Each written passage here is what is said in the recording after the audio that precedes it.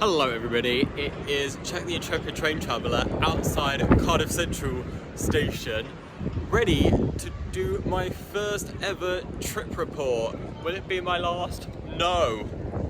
But I've given this a go and I'm here at Cardiff to take the Wales Premier train up as far as Chester. We're not going the whole way to Holyhead, we're just going to Chester. But anyway, let's go into the station and see what Wales's only real intercity luxury train has to offer. We start our journey here at Cardiff Central Station, Wales's busiest station, with trains going to almost everywhere in the country and to most places in England.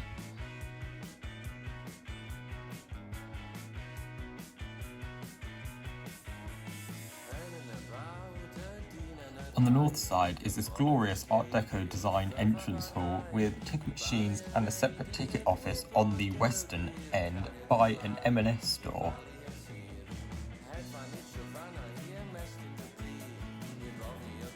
Unfortunately, the rest of the station, especially down these underpasses, has been sort of left to decay and is in a very poor condition.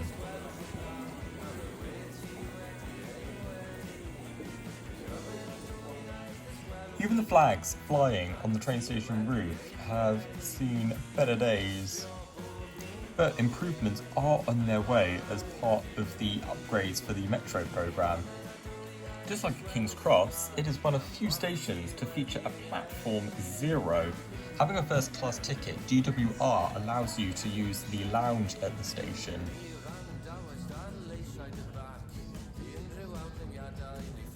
This is granted an incredibly small room with 3 tables and some chairs, and on offer are hot drinks and a selection of cookies.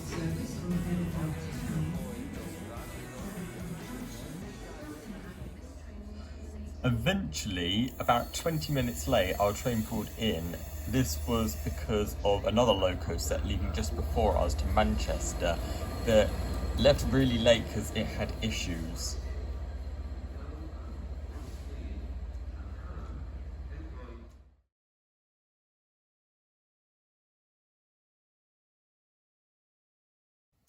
Now let's get on board.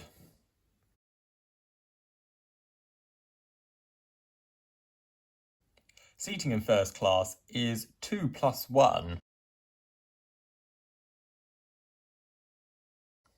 But halfway down the carriage, it flips sides, which one is 2 and which one is 1, leaving this space in the middle supposedly nicknamed the ballroom. Before we head off, let's look at the route today. We're heading as far as Chester on the Cardiff to Holyhead train, a distance of 120 miles and a journey time of approximately 2 hours and 40 minutes. Because of the Manchester train in front of us, we left Cardiff about 20 minutes late and started our journey whizzing across the only flat place in South Wales. The first stop on our journey was Newport, where we passed a 150 rumbling away, ready to go up the Ebbw Vale line. This is a service that was reintroduced earlier this year.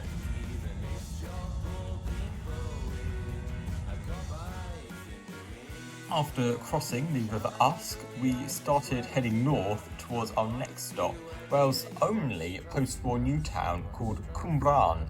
This is the only station in the country where even its English name has a diacritic and is seemingly also under redevelopment like Cardiff. Our next stop, Pontypool, was also seemingly under redevelopment, and this was around when the meal service started. The Premier Service First Class has fully cooked meals, only £19 for 2 courses and then a £3 extra if you want a third. There's also a drinks menu with of course water and also fruit juice being free of charge. And that's what we started with, along with Albie having a couple apples. For starters, I had a portobello mushroom stuffed with bacon and Stilton, which was probably my favourite course, and Albie had soup.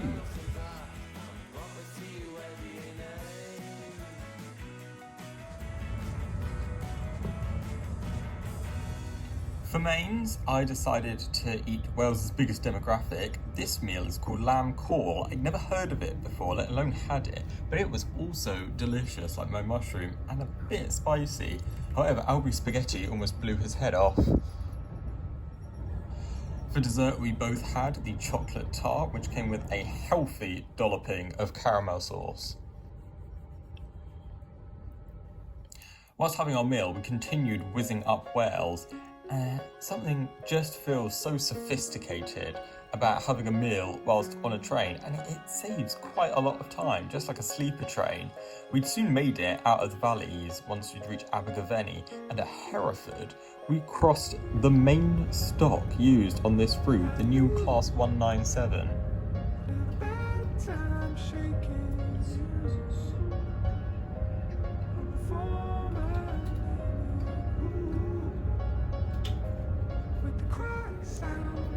The seat on this train is probably the best you'll come across in the UK. Leather, super well padded, and a decent armrest, if a bit squeaky. There's a decent level of recline.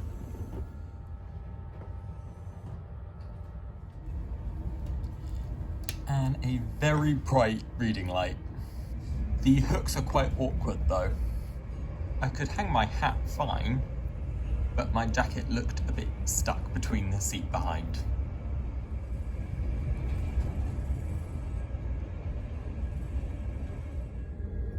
However, the plug was in a perfect spot and even has 2 USB points. The above-head luggage rack is also quite spacious, a rarity for British trains. The vestibule space also has some more room for huge cases.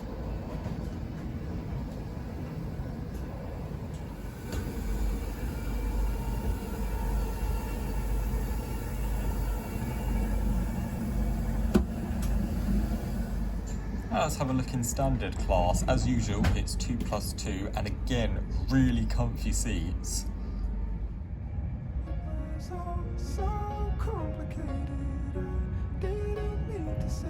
As we whizzed further north, we traversed the flat plains of the Welsh marches and eventually hit the city of Shrewsbury, where we were greeted by 2 Class 37s.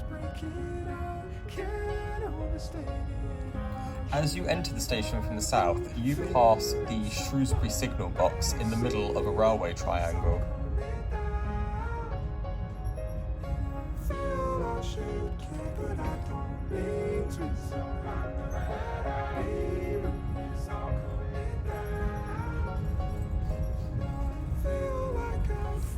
Here at Shrewsbury, you can change for trains across the West Midlands to Manchester and for the long journey to the Welsh coast.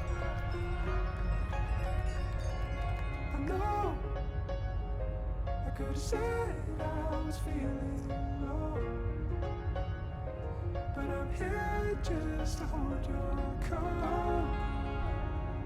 I've been thinking I could stay at home. It was all so complicated. I didn't mean to say it out anyway. I think I should go be evaporated. You can clearly see that around here is where the sun set, as out the window you can see less historic buildings and more reflection. As we briefly went back into Wales, we crossed the River Dee, and in the distance there, round the hill, you can't quite see it, but is the Pont Clysych Aqueduct. I'm never going to be able to pronounce that. We came into Chester about 20 minutes late, around 8 PM.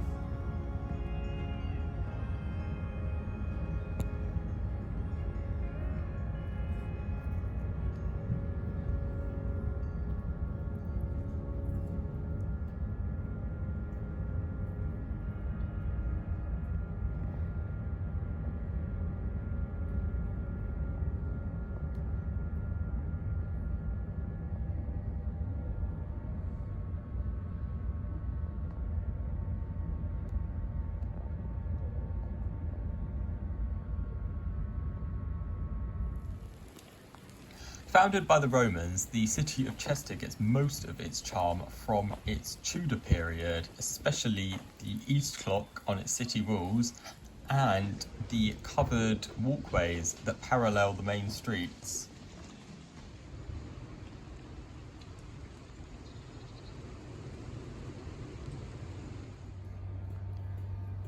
I hope you enjoyed my first trip report. My next one will be LNER's early morning Flying Scotsman service from Edinburgh to London. Now, all that's left to say is I've been Jack the Intrepid Train Traveller, and I'll see you in the next one.